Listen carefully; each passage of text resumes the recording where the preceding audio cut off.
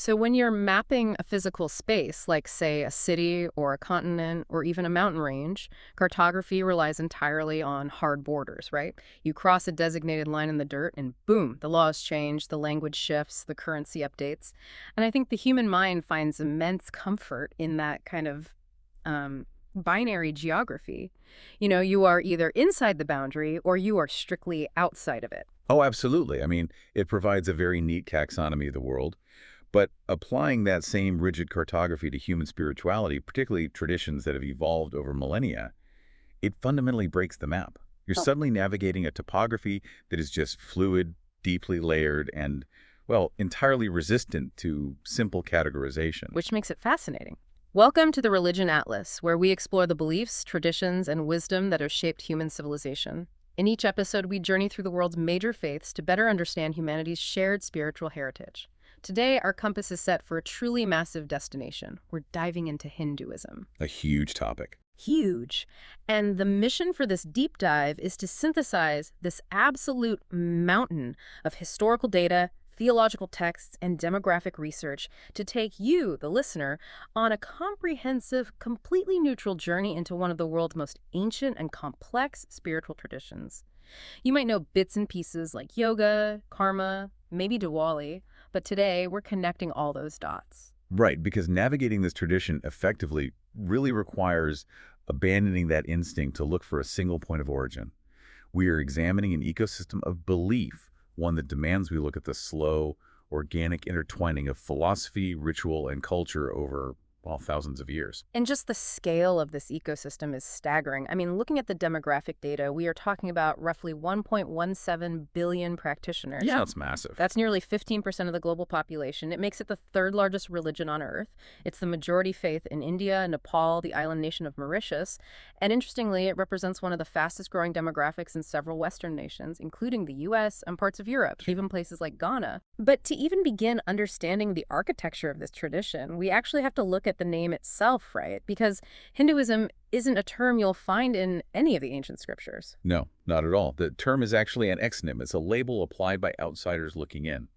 Historically, ancient Persians used the word Hindu as a geographical and cultural identifier for the people living beyond the Sindhu River, which we now call the Indus River. So it was literally just a map coordinate. Pretty much. Yeah. It just meant the people of the Indus region.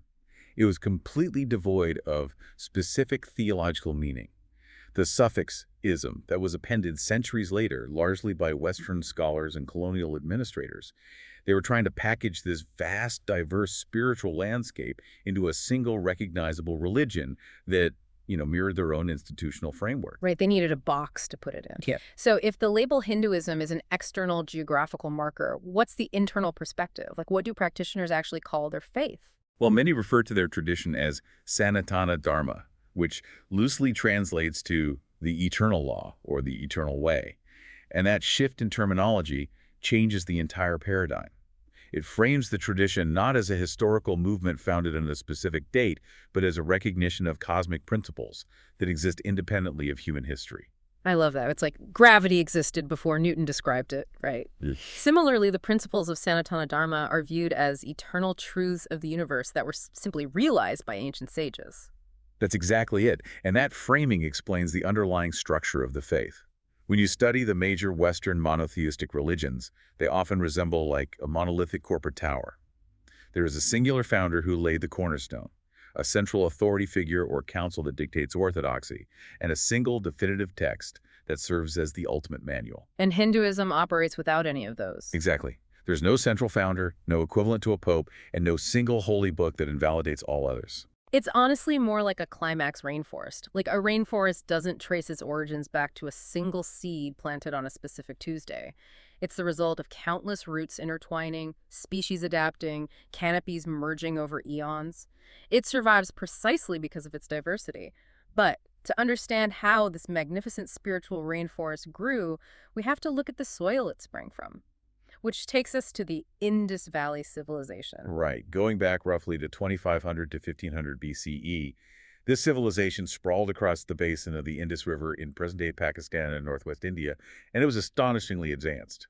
Now, their written script remains undeciphered, but the archaeological excavations at cities like Mohenjo-Daro and Harappa act as this silent historical record. And the artifacts they found are wild. They reveal an indigenous cultural bedrock that has undeniable precursors to modern Hindu practice long before written Oh, records. the physical evidence is fascinating. Archaeologists have unearthed seals depicting figures seated in recognizable, complex yogic postures. They found early representations of the swastika, which is an ancient geometric motif symbolizing auspiciousness and the cyclical nature of the sun. This was thousands of years before it was violently misappropriated in the 20th century. Right. And didn't they find terracottas showing the namastic greeting? Yes, individuals pressing their palms together in that exact greeting. All of this existed 4 millennia ago. So those artifacts clearly establish the indigenous roots. But the Tudor line gets highly complex and honestly historically contentious around 1500 BCE.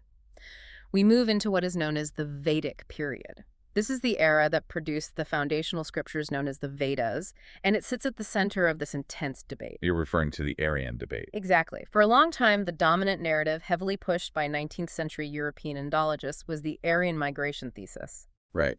And this theory posited that nomadic tribes from Central Asia, calling themselves Aryans, which is just a Sanskrit term meaning noble ones, migrated into the Indian subcontinent. The assumption was that they brought an entirely new, sophisticated Vedic religion with them, and classical Hinduism was born from the fusion of these imported beliefs with the local Indus traditions. But that thesis is pretty heavily scrutinized now, right? Highly scrutinized. It is vital to view that 19th century thesis through the lens of the era that produced it. The European scholars formulating this theory were operating within a colonial framework, often projecting their own narratives of conquest and civilizational transfer onto ancient history. Today, an entirely different model holds significant academic weight. The cultural transformation thesis, which argues against this massive, disruptive external invasion and suggests a much more organic mechanism. Precisely. It proposes that the Vedic culture evolved naturally and continuously out of the Indus Valley civilization itself. The linguistic shifts and cultural developments were indigenous. And modern genome-based studies, alongside more nuanced archaeological readings, really lean toward this continuous internal evolution. So the Aryans weren't foreign invaders bringing enlightenment, but just a later cultural phase of the people already living there. Yes. But regardless of the exact anthropological mechanics, this period gave way to a massive philosophical evolution between 500 BCE and 300 CE, which scholars identify as the Hindu synthesis. The grand fusion. Exactly. It wasn't a sudden event, but a slow blending. You had the highly structured, fire-based rituals of the Vedic priests encountering and absorbing countless regional, tribal, and ascetic traditions. The rigid boundaries between different local deities and philosophies began to dissolve into a cohesive cultural fabric. And that fabric gets institutionalized during the Gupta Empire, right? Around Yeah. 320 to 500 CE. The Golden Age, yes. This era provided the political stability and economic prosperity necessary for monumental religious architecture. Stone temples dedicated to specific deities emerged, standardizing the art and solidifying the grand mythologies. But I'd argue the true democratization of the faith occurred a few centuries later with the explosion of the Bhakti movement. The Bhakti movement around 800 to 1000 CE. And this is a massive psychological shift, because prior to this, spiritual access was highly mediated. If you wanted to interact with the divine, you needed a Brahmin priest performing complex rituals in Sanskrit, which, the common person didn't speak. It was an exclusive endeavor, but the Bhakti movement completely dismantled that exclusivity. Bhakti derives from a root word meaning to share or to partake, and it came to signify intense, loving devotion to a personal God. So it bypassed the priests entirely. Completely. The philosophical mechanism here is radical.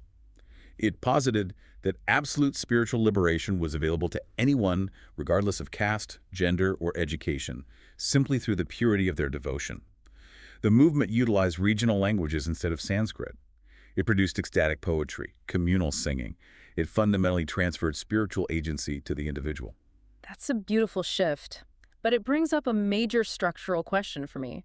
If a religion has no central pope-like figure, spans millennia, absorbs thousands of local traditions, and encourages individualized, unmediated devotion, how does it not just splinter into a million entirely separate religions? What is the cultural glue holding this together? That's the perfect question. The structural integrity of Hinduism does not rely on organizational hierarchy.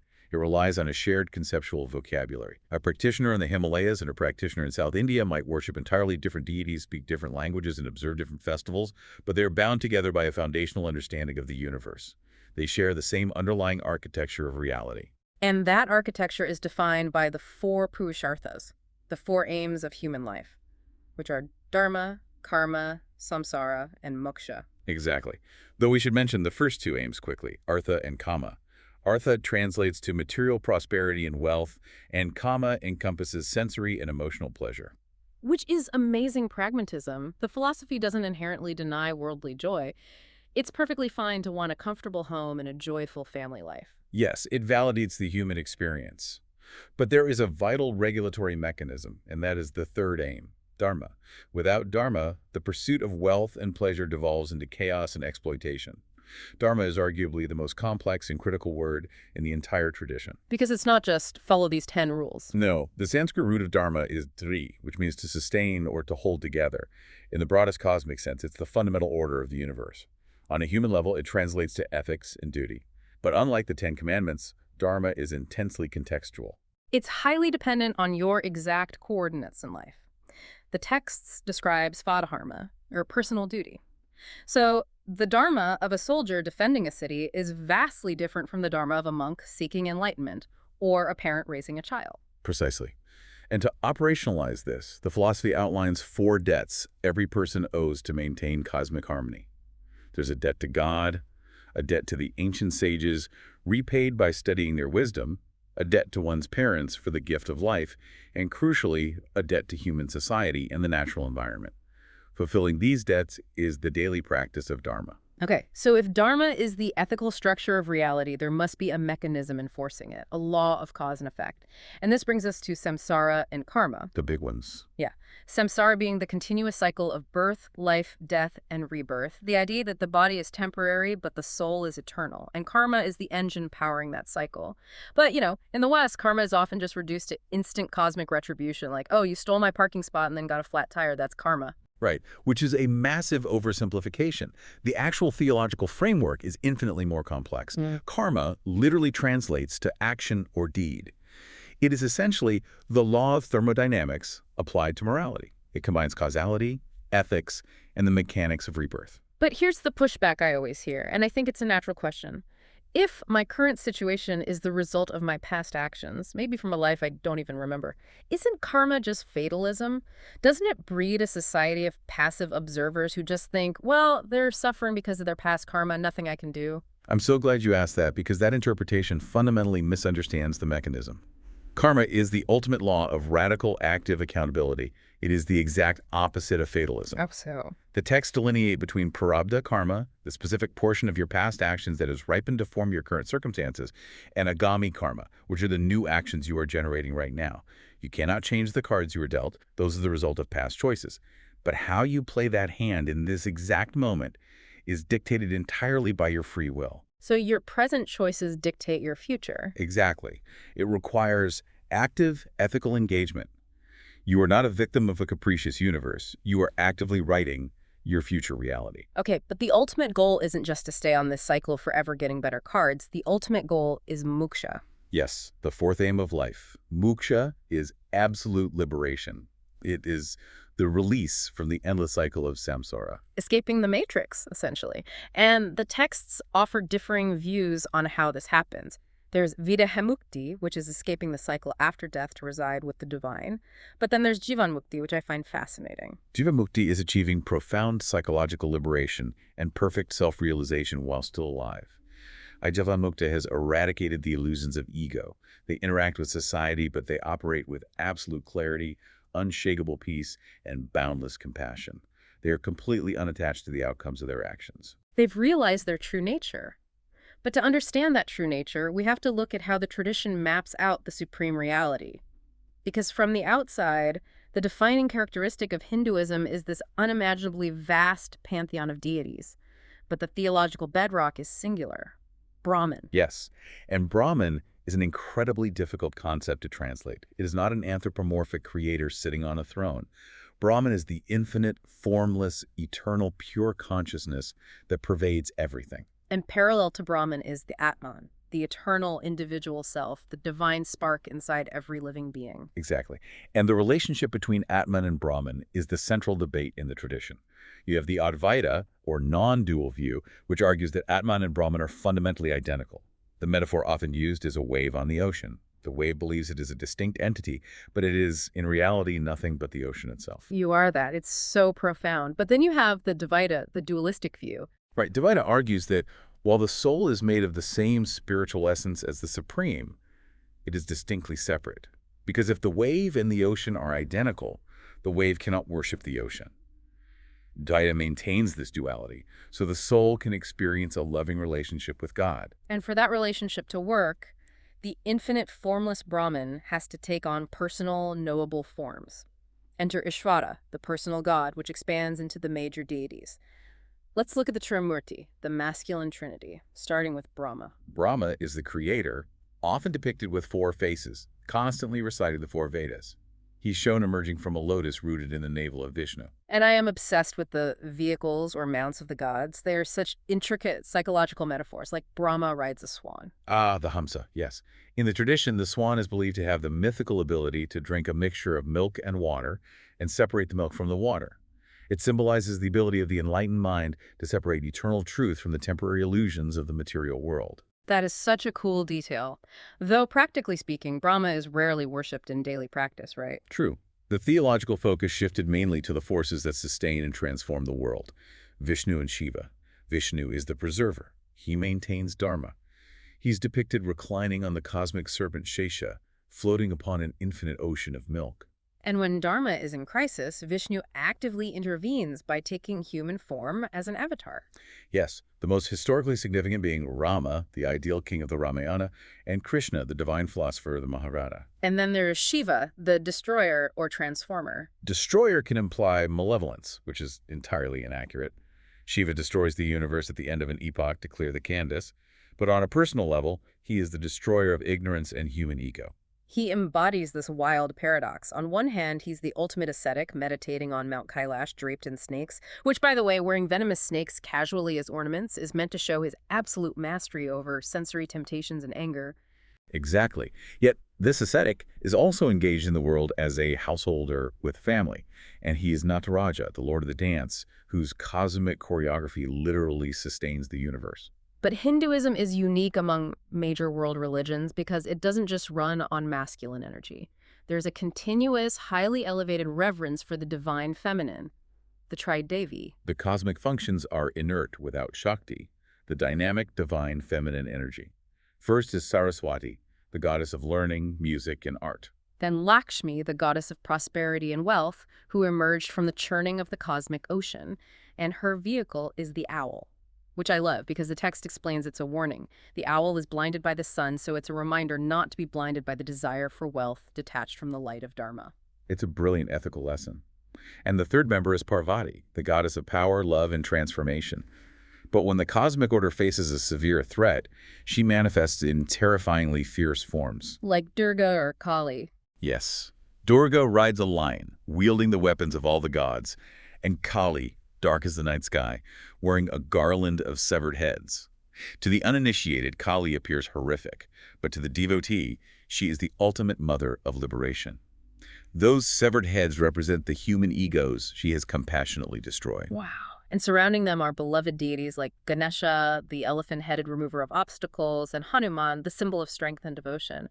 But all these stories, these deep ethical frameworks, where do they come from? We have to open the library of Hindu scriptures. A vast library. And we divide it into two fundamental categories, Shruti and Smriti. Shruti meaning that which is heard. Yes. These are the divinely revealed texts, considered eternal and unauthored. The foundational Shruti texts are the Vedas over 3,000 years old. And they were preserved entirely orally for millennia before being written down, which is mind-boggling. How do you pass down a massive text verbally for thousands of years without it mutating like a global game of telephone? Through pure linguistic engineering. The priests developed complex mnemonic techniques, like the Ganapatha. A student had to memorize the words not just in order, but in overlapping mathematical sequences. Word 1, word 2, word 1, word 1, word 2, word 3. That's basically an acoustic checksum algorithm. It really is. If a single syllable shifted over 1,000 years, the mathematical pattern would break, alerting the reciter immediately.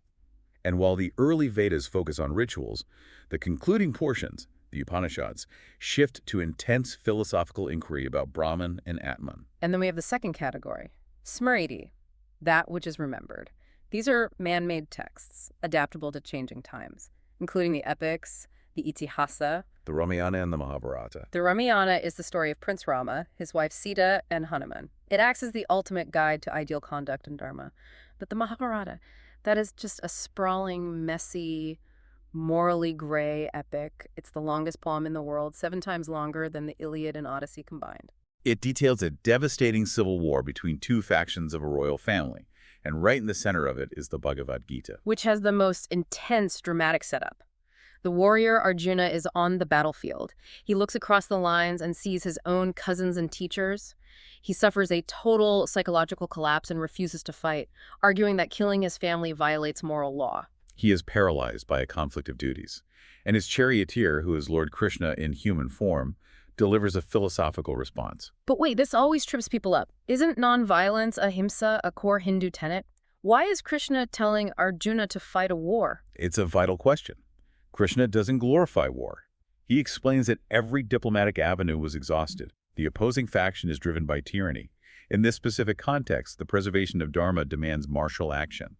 Refusing to fight out of personal squeamishness would allow millions to suffer. It would be a failure of Arjuna's duty as a protector. So it's about targeted violence preventing systemic violence. Yes, but on a deeper level, it's highly allegorical.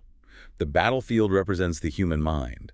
The warring factions are our own positive and negative forces, virtues versus ego and greed. Krishna is the divine consciousness within, urging the soul to conquer its own ego. And the Gita provides the manuals to do this, known as the yogas. And we should clarify, yoga here doesn't just mean stretching on a mat. Not at all. The Sanskrit root yuj means to unite. Yoga is any disciplined pathway to unite with the divine. And the Gita categorizes these paths based on human psychology, because a single rigid path won't work for everyone. Right. So for the active, extroverted person, there's karma yoga, the path of unselfish action. Engaging vigorously in the world, but remaining completely detached from the results. Doing the work as an offering, which strips the ego away. Then, for the deeply intellectual mind, there is Jnana Yoga, the path of knowledge and intellectual inquiry, using relentless self-questioning to peel away illusions. Then Bhakti Yoga for the emotional, feeling-oriented individual. Intense, loving devotion. And finally, Raja Yoga, the royal path of meditation and mastery of the mind, which is where the physical postures actually come in as preparatory steps. Exactly. These form the basis of sadhana, or spiritual practice. But for the vast majority of practitioners, Hinduism isn't just ascetic meditation. It's a lived experience. Describe that for me. What does that daily life look like? It's woven seamlessly into the mundane. Waking, bathing, eating. They're accompanied by remembrances of the divine. The epicenter is often the home altar, performing puja. Puja is a worship ritual that treats the deity as an honored guest, offering light, water, flowers, and food. Engaging all the physical senses. And then moving outward, you have the mandir, the temple, and tirthatana, the pilgrimage, emphasizing that the divine is everywhere, but these places offer intense spiritual focus. Yes, and the entire span of a human life is mapped by samskaras, or rites of passage, from welcoming a baby to weddings, right up to the final rite, the cremation. The Asti Sanchayana, collecting the ashes to immerse in a sacred river, tying the physical journey back to the spiritual one. But these daily and life cycle rituals eventually culminate in these massive communal celebrations. The festivals, which are essentially interactive reenactments of the scriptures. Like Diwali, the Festival of Light, celebrating the victory of good over evil, light over darkness, often tied to Rama's return in the Ramayana. And Navaratri, a 9-day festival celebrating the Divine Mother in her various forms. It's actually a roadmap for psychological purification. Right, 3 days for Durga to destroy negative habits, 3 for Lakshmi to build spiritual wealth, and 3 for Saraswati to receive wisdom. It's brilliant. We also have to mention Mahashivaratri and Ganesha Chaturthi, but hearing all these different deities and festivals, someone might assume the religion is fractured into warring factions. That is a common misunderstanding. We do have major denominations. Vaishnavism focusing on Vishnu, Shaivism on Shiva, Shaktism on the goddess, and Smartism treating 5 major deities as equals. But they don't fight over who is the true God. No, there is an absolute absence of theological hostility. The underlying unity is that practitioners view this profusion of deities as expressions of the exact same unchanging reality. The Rig Veda says, "Truth is one, but the wise call it by many names." Incredible philosophical freedom, from rural folk traditions honoring village gods to highly intellectual Vedantic debates in monasteries, it all fits. So how did this incredibly diverse tradition reach the rest of the globe? Well, the first wave was in antiquity, roughly 2,000 years ago, spreading into Southeast Asia through trade and cultural exchange. Leaving lasting impacts in places like Cambodia with Angkor Wat and Bali, which remains majority Hindu today, and then the modern diaspora migrating to North America, Europe, Africa. And along with the people, there's the migration of ideas, which scholars call the pizza effect. I love this concept, reinculturation. Right. Just like pizza was exported from Italy to America, transformed, and then re-imported with renewed prestige, elements of Hindu culture experienced this. Yoga was exported to the West, gained massive popularity, and subsequently gained renewed prestige back in India. Or the Hare Krishna movement, ISK Khan, taking bhakti yoga to Western cities. But as it spread, it was often deeply misunderstood by Western observers. So let's clear the air on some common misconceptions. Misconception 1. Hinduism is polytheistic. It is more accurately monistic or panentheistic. Yes, there are many devas, but they're recognized as manifestations of the singular ultimate reality, Brahman. Misconception 2. Idol worship.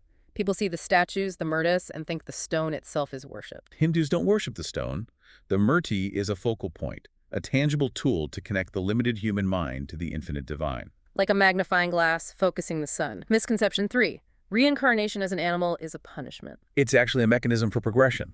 Being born an animal is just a step in exhausting past karma without generating new karma, since animals act on instinct, not free will. And misconception 4, maybe the heaviest. Caste discrimination is mandated by the religion. Caste-based discrimination fundamentally contradicts the essential teachings of Hindu sacred texts. The texts declare that divinity is inherent equally in all beings. The social corruption and rigid hierarchy of jati was a human sociological failing, worsened by historical pressures, not a spiritual mandate. That distinction is so important. So, bringing it all back to the listener, why does this ancient tradition matter today? Look at environmentalism. Hinduism teaches panentheism. The supreme being pervades all of creation, rivers, trees, animals. This ancient worldview offers a desperately needed foundation for modern ecological responsibility. Humans aren't masters of nature, they are intertwined with it. And in a polarized world, Hinduism's pluralism, the idea of multiple valid paths to the ultimate truth, is a powerful model for global harmony. And ultimately, self-realization. The takeaway is, you are not a sinner, you are intrinsically divine. The goal of life is simply to clear the mind enough to realize it. To summarize this immense journey, from the ancient Indus River Valley to a global diaspora, we've unpacked a tradition bound by dharma, driven by karma, and ultimately aiming for moksha, all while dancing in the light of countless deities that reflect one singular truth. It's a beautiful tapestry. But I want to leave the listener with a final mind-expanding thought. We've talked about all this cosmic architecture, but the oldest text, the Rig Veda, in its creation hymn, explores how the universe came to be. And after weighing all the theories, the ancient sage concludes that perhaps the Creator knows how it all began. Or perhaps even he does not know. Or perhaps even he does not know. I'll leave you to ponder the profound intellectual humility of a religion that embraces the ultimate mystery of existence. Join us next time on the Religion Atlas, as we continue mapping humanity's spiritual journey, turning our compass toward another tradition that has shaped the human soul.